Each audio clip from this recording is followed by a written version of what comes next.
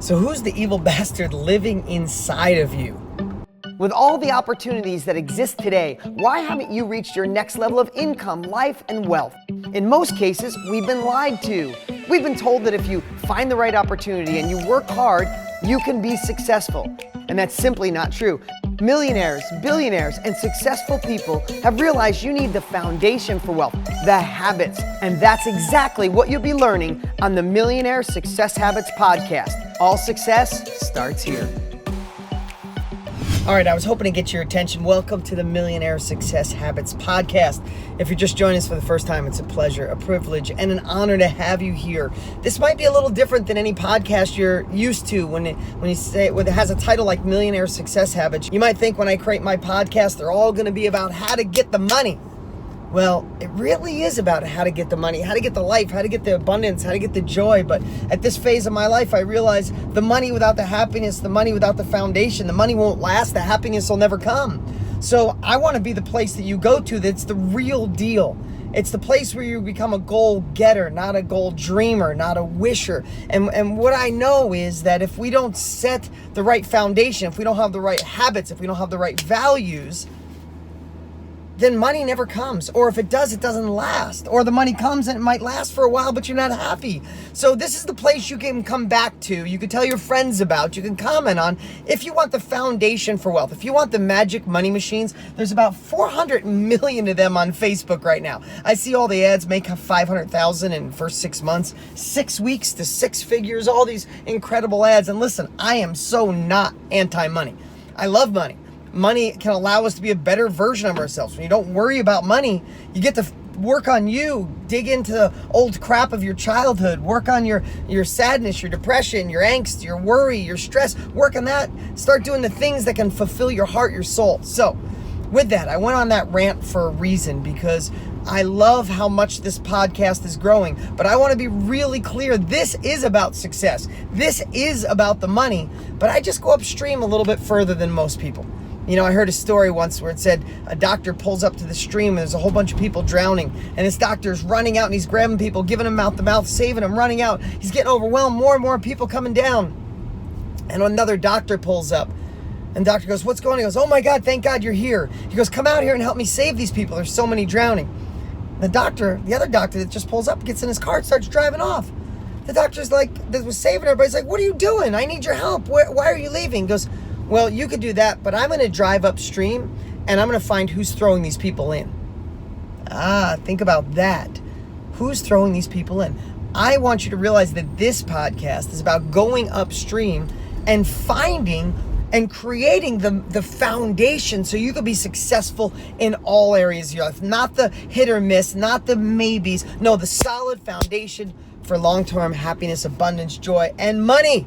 So that's why you're here. So I started this off saying, who's the evil bastard that lives inside all of us? Man, if you're listening to me, you're somebody who wants to work on your own evolution. You want to work on your own growth. You want to be a better version of you, more money, more happiness, more joy. I get that. We just talked about that, right?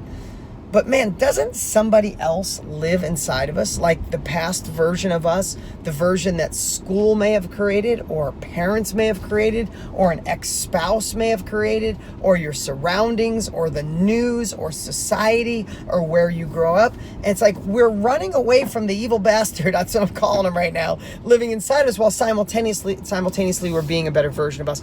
And all I'm going to share with you today is acknowledge it. Look out for that person. Look out for the person talking that really isn't the person that you want to be. Maybe it's the person you used to be. Maybe it's the person other people think you are, but it's not the person you want to be. And all I can say is be on the lookout. I want to tell you this story this morning. I just got back from, as I'm talking to you, last week, I jumped on a plane and flew to Marco Island and spoke at Tony Robbins' Wealth Mastery. Amazing. The Wealth Mastery students, all Tony Robbins students, you guys are all the same. On fire, motivation, inspired, ready to learn, ready to gain the wisdom. So rock that stage. It was amazing. I drive across it's where the Okeechobee lake is, across in Florida. I drove across the swamp.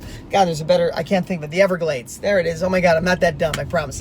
So I drive across the Everglades. I go over to Miami, had some business there. The next day I did a podcast with Grant Cardone. That was great. But it took like 5 days, and my kids went out of town 2 days before with their mom to Indiana to see to see their family, right? So I didn't see my kids for like 6 days. So no big deal. Doesn't seem like a big deal. It's a big deal to me. Success in my life right now is keeping my business growing, learning, growing, become a better version of me, and being a badass dad. And I miss my kids. I never go any place where I'm not going to see them more than 3 days. I just don't. But I didn't see them for almost 6 days. So I get home last night, and it was a little late. Didn't get much time with them. So this morning, I really wanted to see my kids. So I got up super early. I went to the gym at 5 so I wouldn't miss them. I get back on time. And this all makes sense to you, so we'll get to the learning part of this in a moment. I get back and I shower quick and I make them an amazing breakfast. I cut up all kinds of fresh veggies. I saute garlic, olive oil, onions, peppers. No peppers, didn't like peppers. Asparagus and zucchini and fresh tomatoes out of the garden. I make that up. I mix it with eggs, a couple bagels. Cut up fruit. I lay out the whole table for them. I get up and I missed my kids. I hadn't seen them and I want them to run to me and be happy and joyful and so excited to see me. And they were kind of like, "Hey, what's up, Dad?" I was like, "All right." Got a little butthurt, but that's kids. And then we ate breakfast and my daughter had forgot something that was her responsibility to forget. And I'm telling you this again, stick with me here. My daughter forgets something and she wants us to go get it. Love and logic parenting that helps kids be more responsible. It's like, "Oh, Brie, I'm so sorry you forgot that. But you were reminded twice and you forgot it. So the consequence is you're not going to have it today." And she got really mad at me. And it's hard because I missed them. I just want to be the dad that loves them, that just says, "Okay, I'll do whatever you want, Brie." Her name's Brianna, to do it. But so I did that part so right, taught her a lesson. She'll never forget it again, even if she's a little upset with me. Parenting is like credit card. Either pay now or you pay later. You're paying eventually. So I'm deciding to pay it now.